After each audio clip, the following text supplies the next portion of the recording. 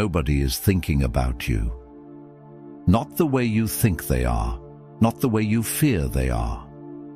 Right now, somewhere out there, a person you spent 3 sleepless nights worrying about has already moved on, consumed by their own deadlines, their own insecurities, their own quiet wars. They aren't replaying your conversation. They aren't analyzing your mistakes. They're just living, and so is everyone else. This is the truth nobody tells you, not because it's cruel, but because it cuts too close to something we all quietly do. We place ourselves at the center of other people's worlds and then suffer when we realize we were never really there. You've been performing for an audience that left. Monitoring your words, rehearsing your explanations, editing yourself before you even speak. Building a version of yourself designed to be approved, to be chosen, to be enough in someone else's eyes. And it's exhausting. Not because people are unkind, but because their eyes were never really watching to begin with. This is not a video about becoming cold. It's not a call to isolate. It's something rarer, a reminder, sharp, stoic, and necessary, that the most liberating thing you can do with your one life is stop asking the world to validate it. Nobody cares about you the way you think. And the moment you truly accept that, everything changes. If you're ready to stop performing and start living for yourself, drop "I choose me" in the comments. Let that be your declaration, not for us, but for you. The invisible audience you're performing for. There's a psychological phenomenon researchers call the spotlight effect. It was studied carefully by Thomas Gilovich and Kenneth Savitsky at Cornell University, and what they found was both fascinating and quietly devastating. When people make a mistake, spill something, say the wrong thing, wear the wrong outfit, they consistently, dramatically overestimate how much other people noticed. They walk away convinced that everyone saw, everyone judged, everyone remembered. But here's what the data showed. Almost nobody noticed, and the few who did, they forgot almost immediately because they were too busy managing their own internal spotlight, their own embarrassments, their own anxieties, their own desperate need to be seen and not judged. You are not the exception to this, neither am I. Think about the last time you said something in a group and immediately replayed it in your head for hours afterward. You analyzed your tone, second-guessed your word choice, wondered what they thought, building an entire courtroom in your mind with yourself as both defendant and judge. Meanwhile, the people in that room had already moved on. They were thinking about what to eat for dinner. They were mentally drafting a text message. They were managing their own invisible courtrooms. This is the invisible audience, the one you perform for every single day, the one that, for the most part, does not exist. And the tragedy isn't just that it doesn't exist. The tragedy is how much of your life you spend performing for it anyway, how you edit your opinions before sharing them, how you dress not for yourself, but for some imagined observer, how you make decisions, real, life-altering decisions, based on how they might look to people who will barely think about you twice. Marcus Aurelius understood this centuries before modern psychology could name it. He wrote, "It never ceases to amaze me. We all love ourselves more than other people, but care more about their opinion than our own." Read that again. Sit with it.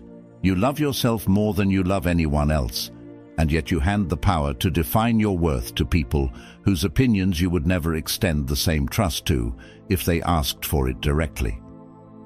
Why do we do this? Part of it is social.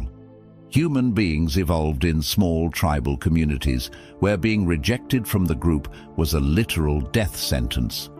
Your nervous system doesn't fully know the difference between social rejection and physical danger. When someone criticizes you, ignores you, or excludes you, the same ancient alarm system fires. You feel it in your chest. That's not weakness, that's wiring. But here's what the Stoics would remind you. Just because something is wired doesn't mean it's wise. Just because your brain sounds the alarm doesn't mean the threat is real. The tribe no longer abandons you to the wilderness for saying something awkward at a gathering. The cost of disapproval is almost never as high as your nervous system insists it is. And yet, the performance continues. You perform in relationships. You say, "I'm fine," when you're not, because being honest feels too risky. You agree with opinions you don't hold, because disagreement feels like rejection. You shrink yourself in rooms where you feel out of place, then wonder why you never feel fully known. You are playing a role for a theater full of people who are all too busy playing their own roles to watch yours. There's something almost darkly humorous about this when you see it clearly. Billions of people, all carefully curating their behavior for audiences who are too self-occupied to really watch, all performing for a stage that nobody is sitting in front of, all while starving for genuine connection that can only happen when the performance stops. The invisible audience isn't just a minor inconvenience, it is the primary thief of your authenticity, your confidence, and your peace. It keeps you in relationships that have expired, in jobs that suffocate you, in versions of yourself that fit everyone else's comfort but your own. You stay small, so others won't feel threatened. You stay quiet, so others won't be uncomfortable. You stay stuck, so the invisible audience in your head will finally approve. It won't. That's the cruelest part. The invisible audience you're performing for is not even a real audience. It's you. It's your own fears wearing other people's faces. It's the voice that tells you that you're not enough, dressed up in the imagined judgment of people who are mostly just trying to get through their own day. Seneca wrote, "He who is everywhere is nowhere." When your attention is constantly split between your actual life and the imagined audience watching it, you are never fully present in either. You ghost your own existence, chasing approval from ghosts. The first step forward isn't to stop caring. That would be dishonest. The first step is simply to see the audience for what it is: invisible, imagined, and deeply unqualified to be the judge of your worth. Because the only real audience you have ever had, the only one paying close, constant, unbroken attention to your life, is you. Start performing for that one. Why your brain is wired to seek approval. You didn't wake up one day and decide to need approval. It was installed in you, quietly, consistently over years, by a world that conditioned you to believe that your worth was something other people measured and handed back to you. Think about how early it starts. As a child, you didn't just want food and shelter. You needed to feel that you mattered to the people around you. That need is not a flaw. It is a fundamental aspect of human development. Psychologists call it attachment. Children who feel securely attached to caregivers who are consistent, warm, and responsive develop a stable internal sense of worth. Children who grow up in environments where love feels conditional, where approval is something you earn by performing correctly, develop a much more fragile relationship with their own value. If love came with conditions attached, your developing mind drew a logical conclusion: I am only worthy when I am approved of. And that conclusion, formed before you had the cognitive tools to question it, has been quietly running in the background of your adult life ever since. This is not a blame exercise. Parents do what they know. Systems do what they're built to do. Schools reward conformity with gold stars and punish deviation with shame. Social media amplifies the approval loop to a deafening frequency. Every like, every comment, every view becoming a microdose of validation that your nervous system processes as momentary worth. You are quite literally being algorithmically trained to need attention. Leon Festinger's social comparison theory adds another layer to this. Humans are meaning-making creatures, and one of the primary ways we make meaning is by measuring ourselves against other people. Are we doing better or worse? Are we more or less successful, attractive, capable, respected? This comparison isn't always conscious. Most of the time it happens automatically, beneath the surface of your awareness, quietly shaping your sense of where you stand. Left unchecked, this becomes a treadmill with no destination. There is always someone doing more, having more, appearing to feel less. And every time you measure yourself against that person and find yourself lacking, the approval machine kicks on, seeking external reassurance to fill an internal gap. Epictetus cut through all of this with characteristic sharpness.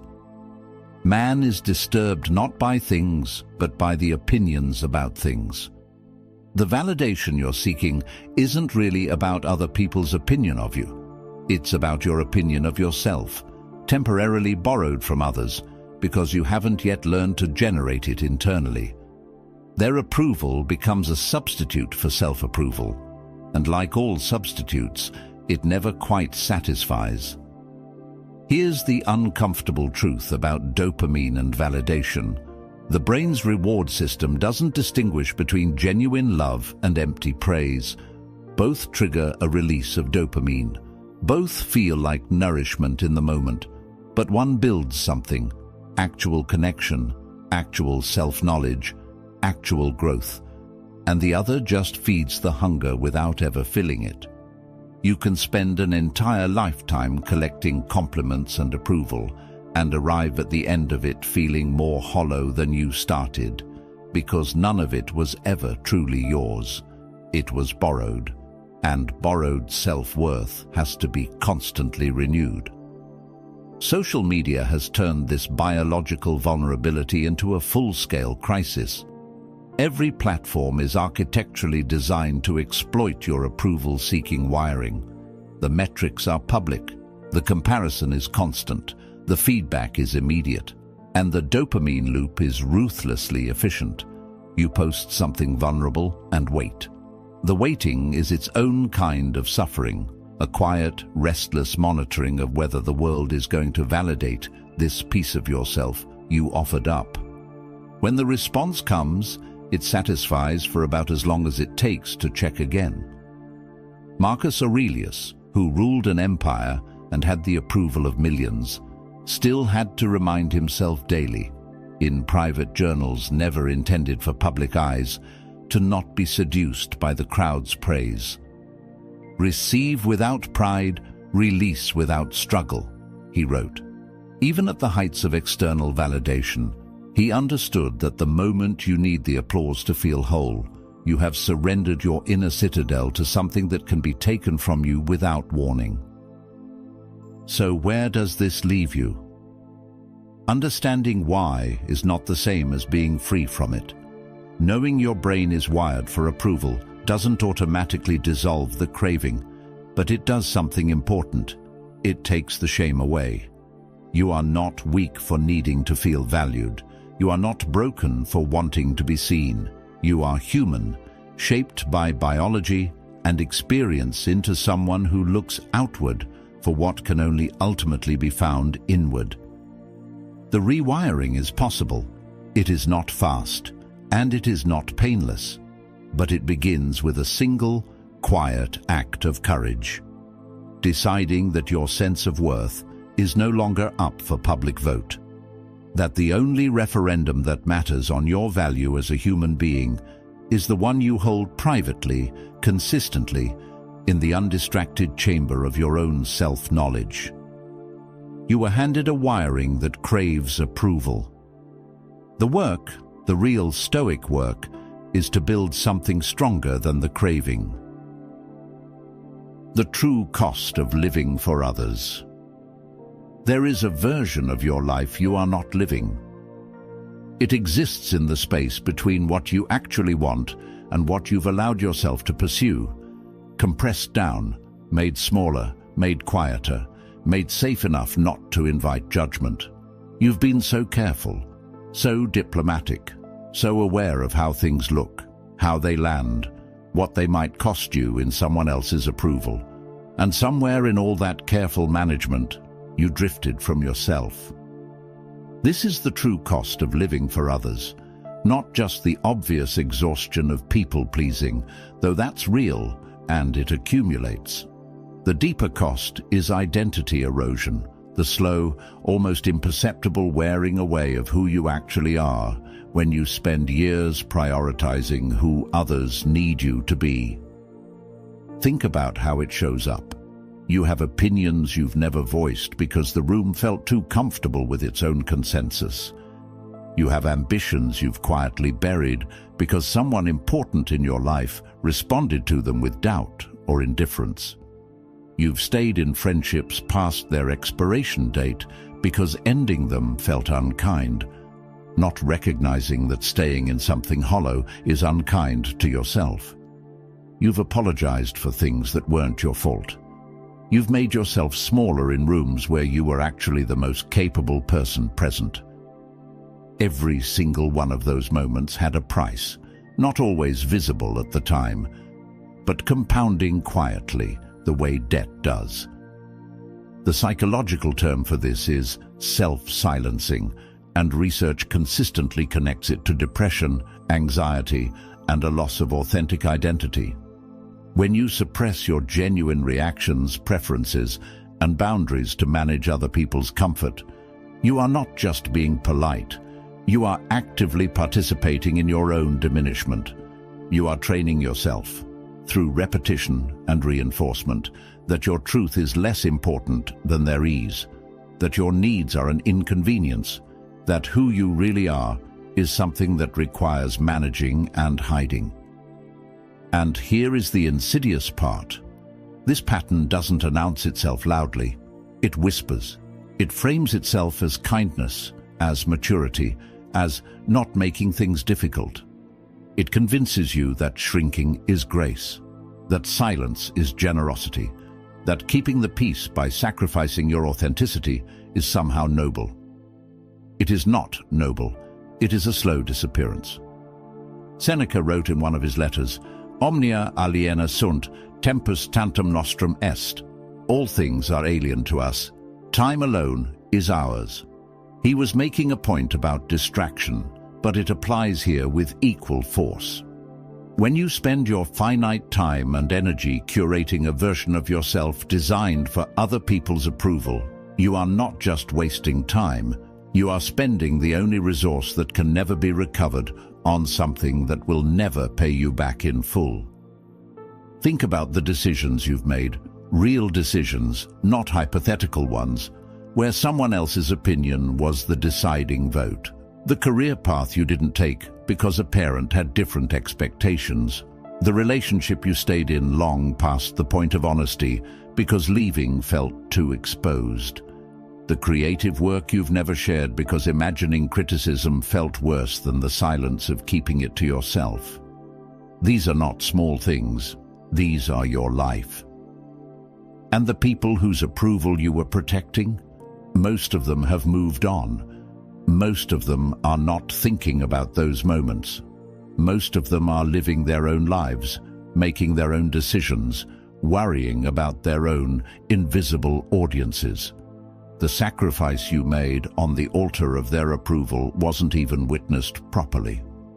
The audience didn't stay to see the whole performance. You gave something real and irretrievable for a standing ovation that never came. This is not said to create bitterness. Bitterness is just another form of giving other people power over your emotional state. This is said to create clarity. The Stoics were not cold people. Marcus Aurelius loved deeply his family, his friends, his citizens. Seneca had rich and genuine friendships. Epictetus, despite his history of enslavement, showed profound warmth toward his students. What made them stoic was not the absence of care. It was the refusal to allow other people's judgment to become the measure of their worth. They distinguished, sharply and deliberately, between love and approval. You can love someone deeply without needing their approval to feel whole. You can respect someone without making their opinion the final word on your value. Living for others also has a physical cost that rarely gets discussed. Chronic people-pleasing activates the stress response. The constant monitoring, are they happy with me? Did I say the right thing? Will they approve? Keeps your nervous system in a low-grade state of alert. Over time, this contributes to anxiety, fatigue, difficulty making decisions, and a pervasive sense of never being quite enough no matter what you do. You are paying for their comfort with your health. So ask yourself honestly, what version of your life have you been postponing? What have you wanted to say, do, create, or become that you've kept compressed in the name of keeping everyone else comfortable? What decisions are waiting for you on the other side of what will they think? The cost of living for others is paid in the currency of your actual life. And unlike money, that currency cannot be earned back. The question isn't whether you can afford to keep paying. The question is whether you've been paying long enough to finally decide it's time to stop. Attention is not love. And hit that notification bell. Reveals everything. This is just the start of your transformation. Confuse the two. Thank you for being here. And love. Stay silent. They look similar from a distance. They both feel warm when they arrive. They both sting when they're absent. But they are fundamentally different things, and mistaking one for the other is one of the most quietly destructive errors a person can make. Attention is plentiful and cheap. Anyone can give it. Someone can watch your every move, follow your social media obsessively, text you constantly, and be entirely absorbed in your life, not out of love but out of habit, anxiety, loneliness, or the need to feel needed. Attention can be given by people who don't respect you, don't value you, and will withdraw it the moment it stops serving their own emotional needs. Attention is a behavior.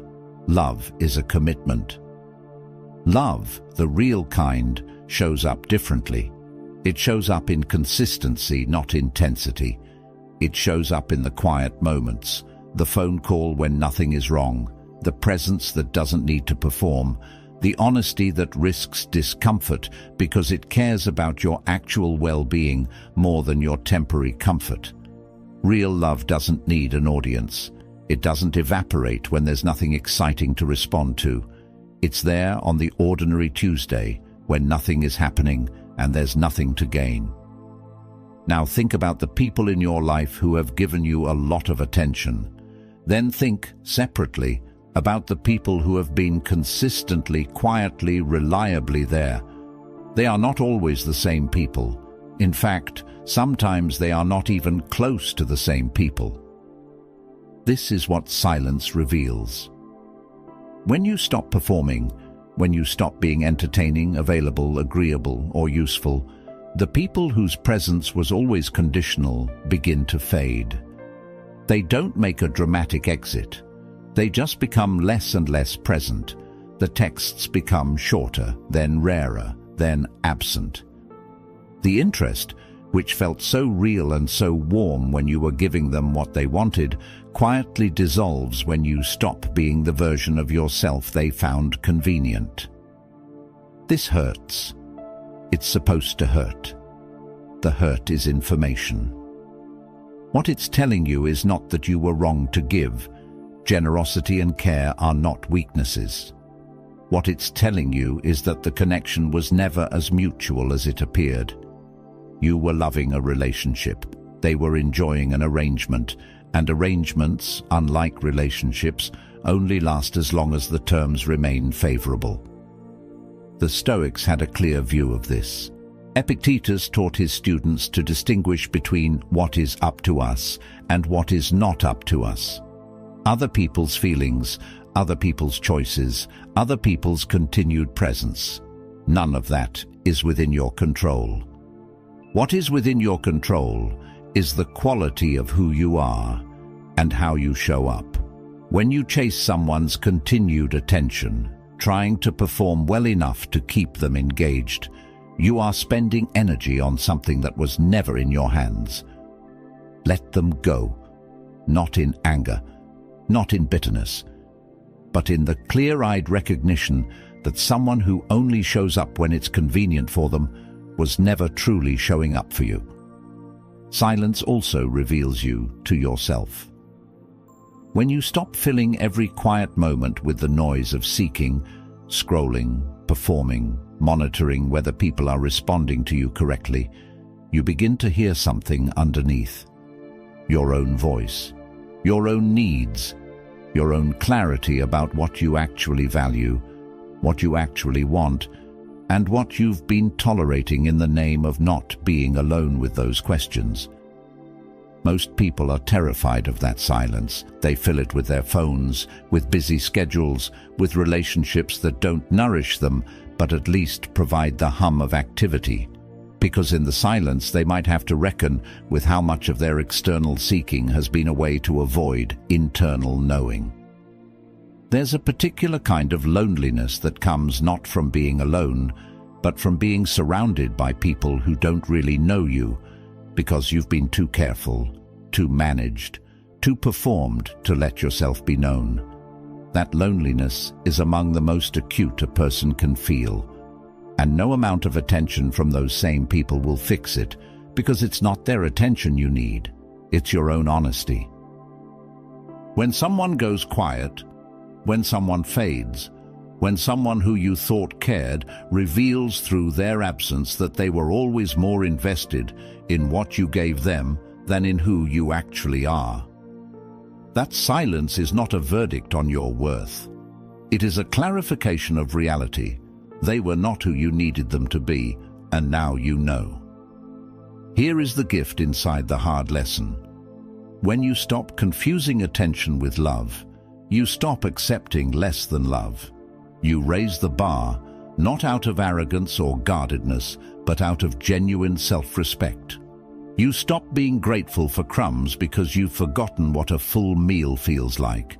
You start recognizing the difference between someone who makes you feel seen and someone who merely makes you feel busy, between someone who adds to your life and someone who just occupies space in it.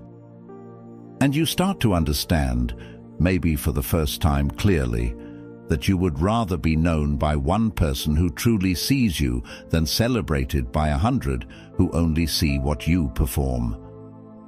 Quality over noise, depth over attention, truth over the warm hum of being temporarily chosen. That is where real love of others and of yourself actually lives. Nobody is coming to save you. This might be the hardest thing in this entire video to hear, so let it land slowly. Nobody is coming. Not to rescue you from the circumstances that are holding you back. Not to hand you the motivation you've been waiting for. Not to see your potential so clearly that their belief in you finally ignites your belief in yourself. Not to give you the closure that would let you finally move on. Not to choose you so completely that you finally feel chosen enough to choose yourself. Nobody is coming. And that is not a tragedy. It is the most clarifying truth you might ever accept. There is a kind of waiting that most people don't even recognize as waiting, because it has become so woven into the texture of daily life. You wait for someone to notice how hard you're working. You wait for the relationship to change without having the conversation that might change it. You wait for conditions to become better before you begin the thing you've been meaning to begin. You wait for permission from a parent, a partner, a society, a version of yourself that feels ready enough before claiming the life you want. The waiting is seductive because it feels safer than action. If you're waiting, you can't fail yet. If you haven't tried, you haven't been rejected. The waiting has its own strange comfort, like standing at the edge of cold water and telling yourself you'll get in when the conditions are right. But the conditions are never going to be right. And while you're waiting, the water doesn't warm. Time just passes. The Stoics had a word for this: procrastination of the self. Not laziness, but the deeper paralysis that comes from believing that something external needs to shift before you can begin to live fully. Marcus Aurelius addressed it directly. Confine yourself to the present. Not the present as it might become, the present as it is. Because the life you're waiting to start living has already been in progress for quite some time now. Think about the closure you've been seeking. From a relationship that ended badly, from a person who hurt you without explanation, from a version of yourself that you're still grieving.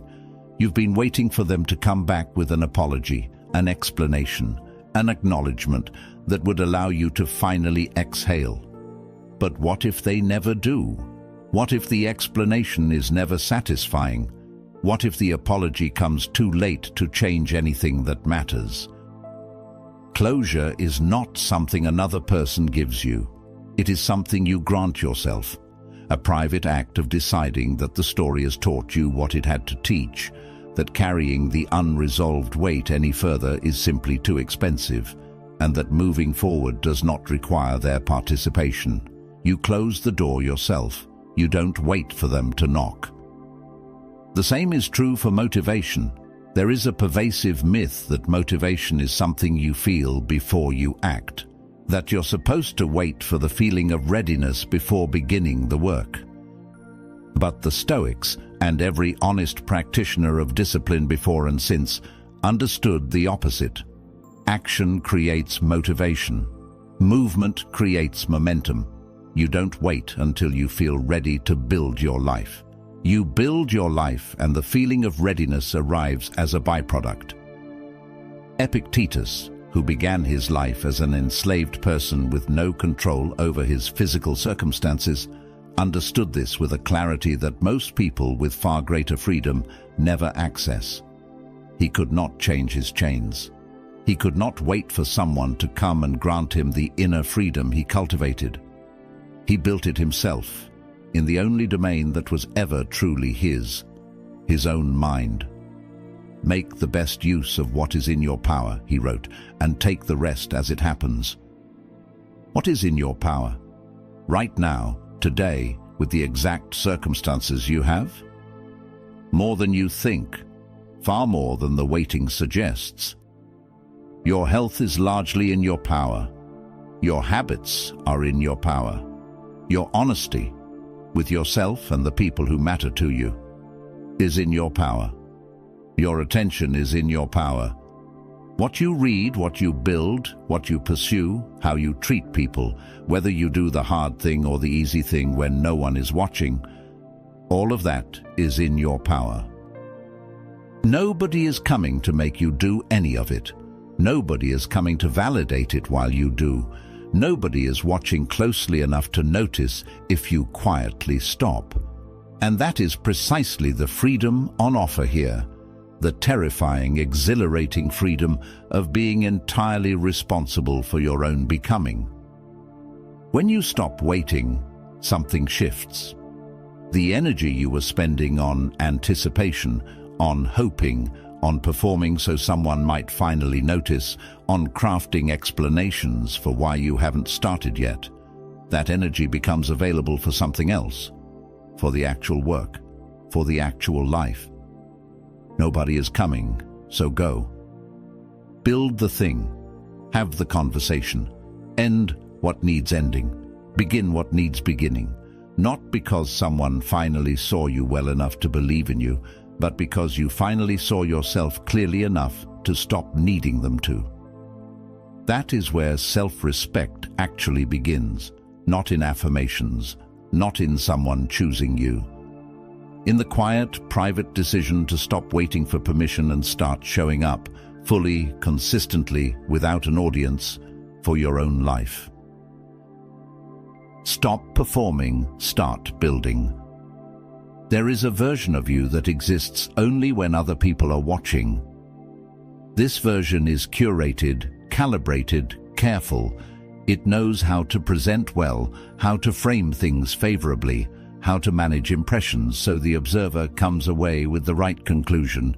It's not entirely fake, it's drawn from real material, but it's edited so heavily that it bears only a surface resemblance to the person who exists when the performance ends and the lights go down. Most people live at a significant distance from that person, the private self, the one with actual desires, actual fears, actual capacity, unmanaged, unperformed, unpolished. The gap between those two people is where your energy goes. Every unit of attention you spend on managing perceptions is a unit of attention not spent on building anything real. And the math, over time, becomes brutal. You can spend a lifetime maintaining the performance and arrive at the end of it with an impressive image and an empty interior, respected by people who don't know you, admired for qualities that cost you everything to project, and quietly hollowed out by the work of being something for everyone else while remaining nothing fully for yourself.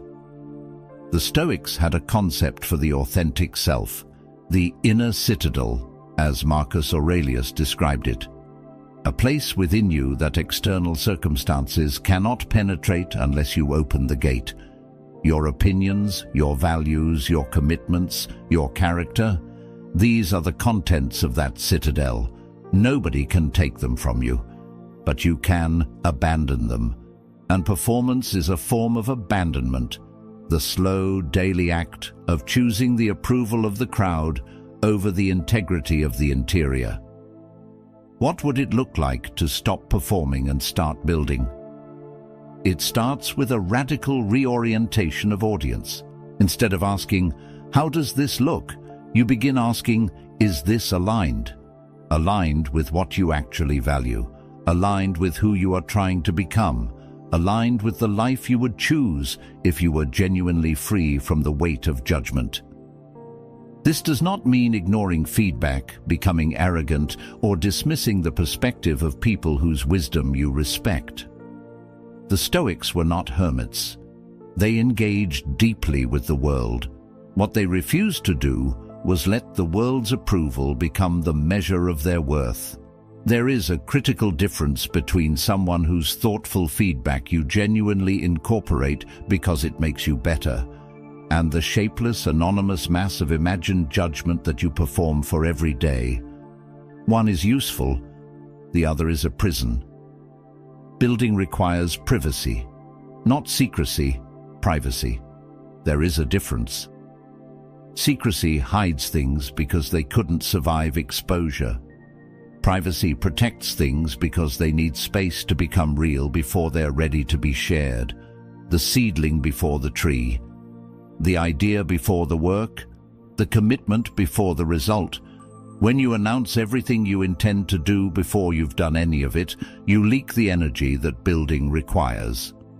Social approval becomes a substitute for the harder satisfaction of actual completion. You get the dopamine hit of people being impressed by your plan, and then find yourself with less motivation to execute it because something in the reward system has already been satisfied. Keep more to yourself. Build in private. Let results speak where explanations used to. This is not withholding. This is discipline. Seneca understood this. Be silent for the most part, he advised, or say only what is necessary and in few words. In an age of relentless self-broadcasting, that might be the most counter-cultural advice available. You do not need to narrate your becoming for it to count. You do not need an audience for the growth to be real. In fact, the most profound growth almost always happens in rooms where nobody is watching, in the early morning before the day has its demands, in the private discipline of keeping your word to yourself when breaking it would cost you nothing socially. Here's something you may have noticed without fully acknowledging. The people you most deeply respect are rarely the ones who perform the most. They are the ones who have clearly built something in themselves, in their character, in their work. that doesn't need constant amplification. Their confidence doesn't require your validation to sustain itself. It comes from somewhere internal and stable. It comes from the accumulated knowledge of someone who has done the work, kept their commitments, and developed, over time and in private, the kind of self-respect that doesn't fluctuate with the crowd's mood. That is available to you. Not as a personality trait you either have or don't, as something you build deliberately through the decisions you make when nobody is applauding. Stop performing for the job offer. Start developing the skills that make you genuinely formidable. Stop performing for the relationship. Start developing the emotional honesty that makes you genuinely intimate. Stop performing for the social media audience. Start developing the discipline that makes your actual life the thing you're most proud of. The shift from performance to building is not a single dramatic moment. It's a practice, a daily undramatic choice to put your energy into substance over image, to invest in the interior rather than the exterior, to care more about the person you are when no one is watching than the person you appear to be when everyone is. Marcus Aurelius wrote most of the meditations for himself, not for publication, not for posterity, for the private work of becoming a better man. He was arguably the most powerful person on earth at the time, and he spent his private hours not consolidating his image, but quietly, rigorously interrogating his own character. That is the practice, not grand, not visible, but compounding, the way quiet work always does, into something that no performance could ever replicate, a self that is genuinely, durably yours. Build that, in private if necessary, with consistency, always, and let the results appear in your life without any need for announcement. The Stoic return. Choosing yourself. Every journey eventually has to arrive somewhere. You've moved through the discomfort of seeing the invisible audience clearly. You've sat with the cost of what living for others has taken from you. You've felt the sharp, clarifying truth that nobody is coming, that attention is not love, that the performance was always for a theater that was mostly empty. You've begun to understand in your bones, rather than just your mind, that the only project worth fully investing in is the one that bears your name and exists in the only place no one else can reach, your interior life. So what does it actually look like to choose yourself? Not as a concept, as a practice. Daily, imperfect, real. It looks like this. It looks like making decisions with your own values as the primary compass rather than the imagined reactions of others. Not ignoring those you love and respect. Their perspective genuinely matters, but not placing the imagined judgment of the crowd above your own clear-eyed self-knowledge. You stop outsourcing the referendum on your worth and take it in-house where it belongs. It looks like developing what the Stoics called virtue, not as a performance of goodness for external audiences, but as the private, ongoing practice of acting in alignment with who you intend to be. Marcus Aurelius wrote, "Waste no more time arguing what a good man should be. Be one. Not for praise, not for witnesses, just because it is the only way to build an interior that can actually hold your weight when the external world inevitably shifts."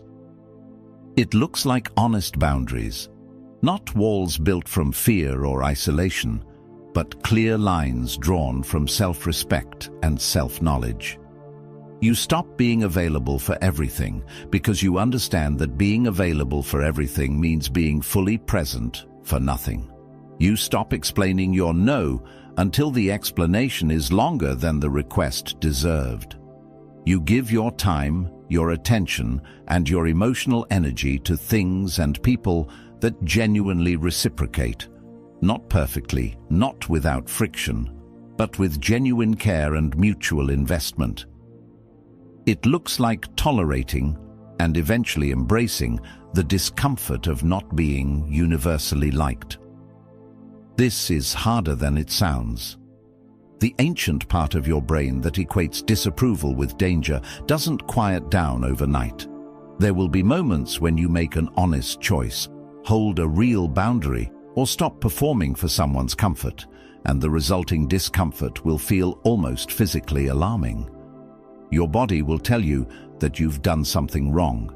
Your mind will begin rehearsing explanations and apologies. This is the moment to pause and ask, am I actually wrong? Or am I just uncomfortable with the unfamiliar sensation of being genuine? Those are not the same thing. The discomfort of authenticity is not the same as the guilt of wrongdoing. Learn to tell them apart. It looks like doing the work, whatever your work is, with the kind of consistency that doesn't require external motivation because it has become its own reward. The Stoics believed deeply in the inherent satisfaction of excellent effort, independent of outcome or recognition. You have power over your mind, not outside events. Marcus Aurelius wrote, "Realize this, and you will find strength." The strength is not the absence of challenge, it is the accumulated experience of having faced challenge without outsourcing your response to someone else's approval. It looks like forgiveness of others, but especially of yourself, for the years spent performing, for the boundaries you didn't hold, for the version of yourself you abandoned in the name of keeping someone else comfortable. The self-compassion that comes with this kind of reckoning is not softness. It is the rational recognition that you were doing what you knew how to do with what you had at the time, and that you now know more and can do differently. It looks like silence that no longer frightens you. The person who has genuinely chosen themselves does not need to fill every quiet moment with external stimulation or validation. They can sit with themselves, with their own thoughts, their own questions, their own company, and find it sufficient. Not always exhilarating, not always peaceful, but sufficient. They are no longer running from themselves. They have made peace with the most permanent, unavoidable companion they will ever have. This is the Stoic return, not a triumphant arrival at a place of having it all figured out, but a quiet, ongoing homecoming to yourself. A daily decision to live from the inside out rather than the outside in. To measure your days not by how many people approved of them, but by whether you acted with integrity, contributed something genuine, and moved, even incrementally, in the direction of the person you intend to become. Nobody cares about you the way you thought they did. Let that truth release you rather than diminish you. You were never going to find yourself in their attention.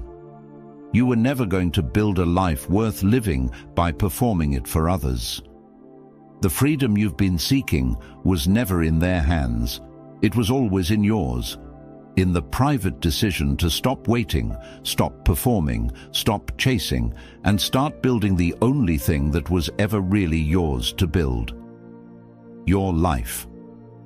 Not the version edited for approval, not the version calibrated for the comfort of the imagined audience, the actual one.